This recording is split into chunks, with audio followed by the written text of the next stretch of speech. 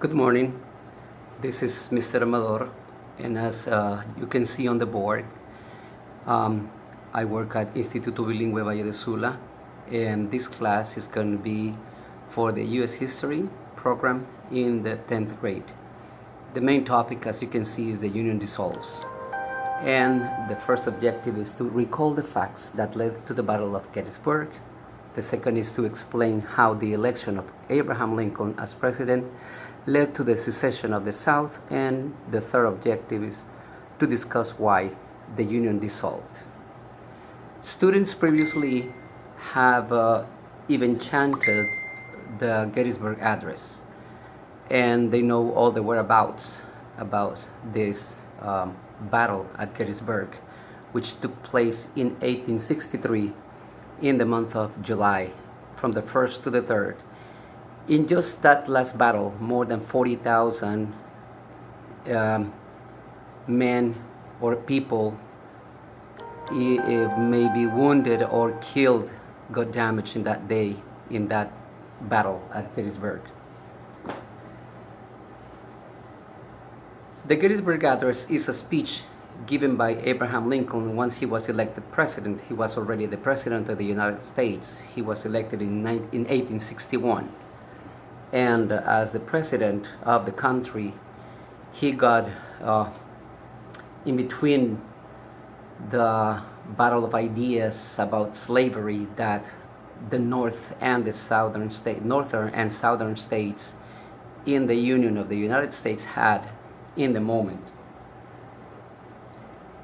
As the first objective says, the facts that led to the battle at Gettysburg, everything began when the southern states wanted to keep slavery because they had a lot of plantations which they had in the hands of these black people that they treated as slaves, and that they didn't even consider them as people. They thought they were just beings and not people. So the northern states defended liberty, and Abraham Lincoln was from one of those states in the north. So practically the battle of North and South was what led to the Civil War. The differences in ideas. The northern, as I said already, they were fighting for freedom, for liberty, while the southern states were fighting to keep slaves. They were in favor of slavery. So Abraham Lincoln got in the midst of this battle of ideas. The election of Abraham Lincoln led to the southern states to secede from the Union. We need to think of a time when we were unable to compromise over an issue. And recalling that time, we have to think about the facts that didn't let us be on one side or the other. So this was the position of Abraham Lincoln as a president. He didn't want to offend the southern states in a way that they will secede or drop out from the Union. But at the same time, he knew that the thoughts of liberty from the northern states were the appropriate ones. I'm going to read a little bit about the class so we can have a clearer idea of what was going on in the moment. John Brown's raid of Harper's Ferry became a turning point for the South. Many Southerners were terrified and enraged by the idea that Northerners would deliberately try to arm enslaved people and encourage them to rebel. Although Republican leaders quickly denounced Brown's raid, many Southern newspapers and politicians blamed Republicans for the attack. To many Southerners, the key point was that both the Republican and John Brown opposed slavery. Well, in April in 1860, with the South still in an uproar, The Democrats from across the United States gathered in Charleston, South Carolina, to choose their nominee for president. Southern Democrats wanted their party to uphold the Dred Scott decision and defend slaveholders' rights in the territories. Northern Democrats, led by Stephen Douglas, preferred to continue supporting popular sovereignty. Where Northerners also rebuffed the idea of a federal slave code in the territories, 50 Southern delegates stormed out of the convention.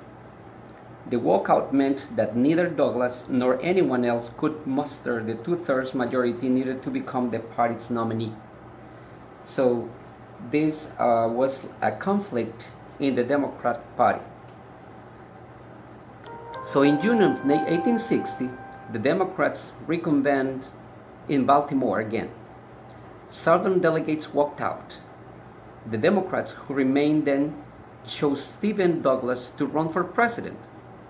The Southerners who had boldly organized their own convention in Richmond and nominated John C. Breckinridge of Kentucky, the sitting vice president.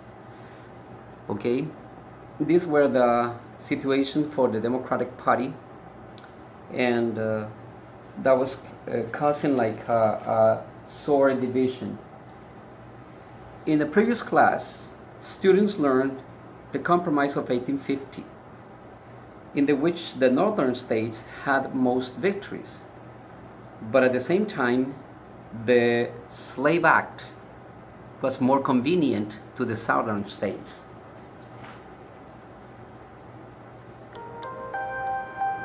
When Abraham Lincoln was elected president, he knew that it was a difficult time for the United States, well, for the Union in that moment. So, meanwhile, many former Whigs and others were alarmed at the prospect of Southern secession. They created a new party, the Constitutional Union Party, and chose former Tennessee Senator John Bell as their candidate. The party took no position on issues dividing North and South. Their purpose, they said, was to uphold the Constitution and the Union. The Republicans, realizing they stood no chance in the South, needed a candidate who could sweep most of the North. They turned to Abraham Lincoln, who had gained a national reputation during his debates with Douglas. Although not an abolitionist, Lincoln believed slavery to be morally wrong, and he opposed its spread into Western territories. During the campaign, the Republicans remained true to their free soil principles, but they reaffirmed the right of the Southern states to preserve slavery within their borders.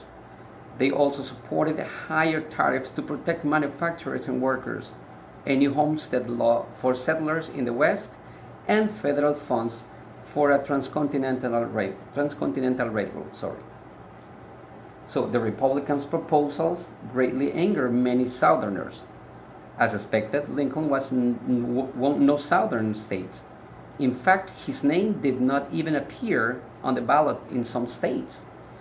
With the Democrats divided, the Republicans won in only their second national campaign. Lincoln won with the electoral votes of all the free states except New Jersey, whose votes he split with Douglas. In this way, Abraham Lincoln became the President of the United States. And this angered the Southerners. So the Southern states decided to leave the Union. They decided to step out the Union. By February the 1st in 1861, 6 more states in the lower South, Mississippi, Florida, Alabama, Georgia, Louisiana, and Texas, had also voted to secede. Although a minority of these states did not want to leave the Union, the majority of Southerners viewed secession as similar to the American Revolution, a necessary course of action to uphold people's rights. We must remember that the American Revolution began when they declared independence, and then they also wrote and ratified the Constitution of the United States. So England got enraged, and the king sent armies and even a fleet of boats to attack the colonists in America. Okay, we know that the Unionists in that moment won this battle or this war, the American Revolution. Although Lincoln was elected president in November 1860, he will not be inaugurated until the following March. Usually it's in January when the President of the United States takes office. The Union's initial response to secession remained the responsibility of President Buchanan, declaring that the government had no authority to forcibly preserve the Union. Buchanan urged Congress to be conciliatory. In December, Senator John J. Crittenden of Kentucky proposed a series of amendments to the Constitution. Crittenden's compromise, as the newspaper called it, would guarantee slavery where it already existed. It would also reinstate the Missouri Compromise line and extend it all the way to the California border. Slavery would be prohibited in all territories north of the line and protected in all territories south of the line. Well, at Lincoln's request, congressional Republicans voted against Crittenden's compromise, accepting slavery in any of the territories. That means that they opposed completely slavery. Lincoln argued, acknowledges that slavery has equal rights with liberty and surrenders are all we have contended for. So on February 8, 1861, delegates from the seceding states met in Montgomery, Alabama. It seems that Alabama, and especially Montgomery, has a great part of the history, the rich history of the United States. From Montgomery, we have the case of Sarah Parks, and also Martin Luther King Jr. So they declared themselves to be a new nation, the Confederate States of America, also known as the Confederacy. They drafted a frame of government based largely on the U.S. Constitution, but with some important changes. The Confederate Constitution acknowledged the independence of each state, guaranteed slavery in Confederacy territory, banned protective tariffs, and limited the president to a single 6-year term. And as the last objective says, to discuss why the Union dissolved. The Union dissolved because the southern states seceded from the Union. So they had no more a Union. They were no more the 15 colonies and all the states in that moment. They were divided into parts, and as we can see, the Confederacy believed that they had a republic, which was proved afterwards with the imposition of the president, Lincoln, telling them that they would not consider themselves as another country, a different republic. Well, we have some causes of effects or effects of the Civil War. As a cause, we have the disagreement over the legality, morality, and politics of slavery. Kansas-Nebraska Act sparked violence in Kansas. Dred Scott ruling voided any limitations on expansions of slavery, and John Brown's raid on Harper's Ferry polarized North and South. Southern states seceded from the Union, and Confederates attacked Fort Sumter in South Carolina. What were the effects of all these things, or these causes? One, slavery was outlawed in the United States, was prohibited, and Amendment 13 ratifies that. Southern states rebuilt their economy, and African Americans gained citizenship and voting rights. Before this, women could not vote, and especially if they were black. And even for a black to vote, it was really difficult. They were given tests in which they were asked questions that not even whites could answer. So it was for sure, they made sure that they will not vote. So if they could answer all the questionnaire, then they will vote, which never happened. And the first U.S. civil rights laws were passed. Okay? In here, we have two questions that you need to answer. One is, what do you think was the most important cause of the Civil War? And the second question comes with your thoughts. Why? Why do you think the way you do? Okay? In this way, we comply with the three objectives: to recall the facts that led to the battle at Gettysburg, which is the election of Lincoln as president being a Republican, and with the indecision of the Democrats in the beginning for a candidate. And they knew for sure that Lincoln was against slavery. So they had this great battle, this great war, the Civil War, which divided the United States in a before and an after. Even in his famous Gettysburg Address, Lincoln mentions that they have a new birth of liberty, like recalling that 7 years before.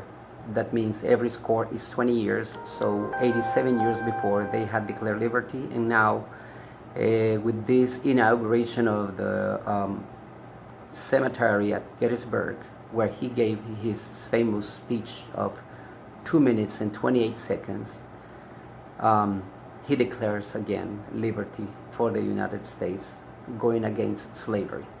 We explained how the election of Abraham Lincoln as president led to the secession of the South, and we have discussed why the Union dissolved. In the hope that you can comply with the homework and that you have understood this lesson, just recalling again, just as the planning says, that we needed to read from page 199 to 201, answering page 200. We need to copy the chart in there and answer the two questions. What do you think was the most important cause of the Civil War? And the second question, why? You have that homework in there. Hope to have been clear in my explanations, and I say goodbye for the moment.